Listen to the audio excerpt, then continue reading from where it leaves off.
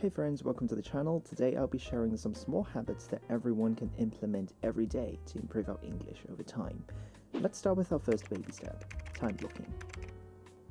In case you don't know what time blocking is, it is a productivity or time management technique where you block a session on your calendar for an activity, and that session is dedicated to that activity alone. Keep all the distractions away, and you're going to do that activity only at that time. Don't do anything else. And we're going to block 2 sessions on your calendar, one for learning new things and the other for review and consolidation, ideally the same time every day such that our brain knows it's time to study. Yay! Open your calendar app and add an event. Or if you're using a physical schedule notebook, just block a time slot on it, and that's it. Easy peasy, right?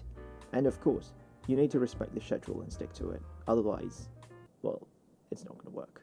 The cool thing about it is that it doesn't need to be long. It can be 15 minutes, 1 hour, 2 hours, it doesn't matter. It's completely up to you. But if you're rather unmotivated, then keep it short. 15 minutes perhaps. And don't underestimate this 15 minutes. Because if you keep studying for 15 minutes every day over a year, then you will have studied 5,475 minutes, which is a cool way of saying 91 hours and 15 minutes. If you're unsure what you're going to do in these sessions, this brings us to our second baby step, journaling.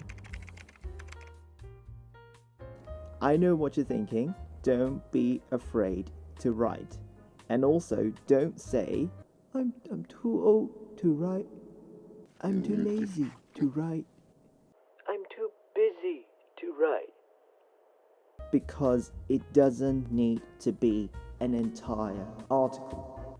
Just write a few sentences or one paragraph about your day, about the weather, about any special event. It doesn't matter, okay? The key is write. Okay, you can write about anything. You can just write, I am happy. It's still better than writing nothing. Okay, so just write. Add a picture too. Record your life. And it's not only useful for learning English. When you look back at the things that you have done, you'll be so glad that you've started recording them, no matter how concise your writing might be.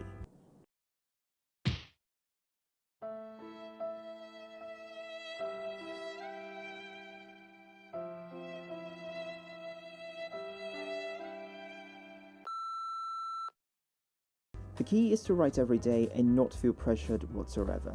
The process should be stress-free and, most importantly, relishable. Only then do you not need to worry about being motivated to journal every day, because it's fun to do so. You don't need motivation to watch a film, hang out with friends, or play games, because they are inherently fun. To make writing less intimidating, let's start with journaling your own life with 1 paragraph and a photo every day. Similar to making a post on social media, right? Easy.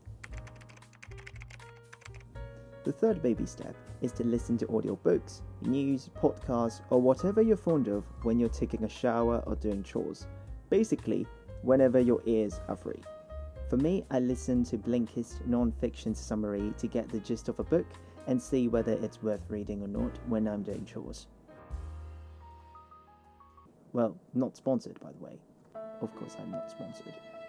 In the case of learning English, of course, you should consume materials in English, okay? Just to make sure that you understand this part, because there are people who don't.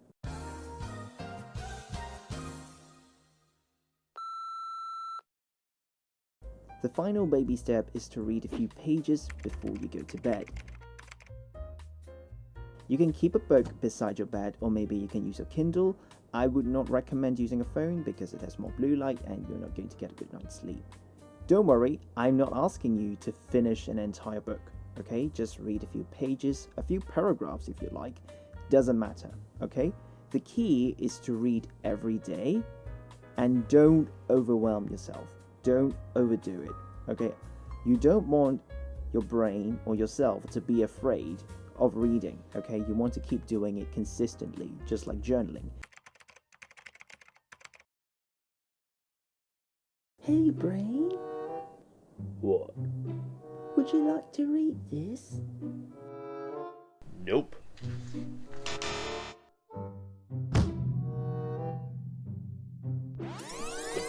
Would you like to read this?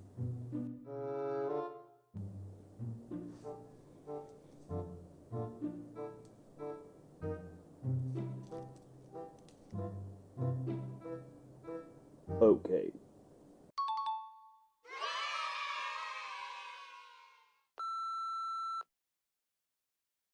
For me, I prefer reading non-fiction to fiction before going to bed because fictions are usually too engaging and I might end up staying up the entire night just to finish the story, and that's not something you want to do, right? And non-fiction helps you relax a little, helps me at least. So it's up to you. Try to pick something that's more relaxing for you to read before you go to bed.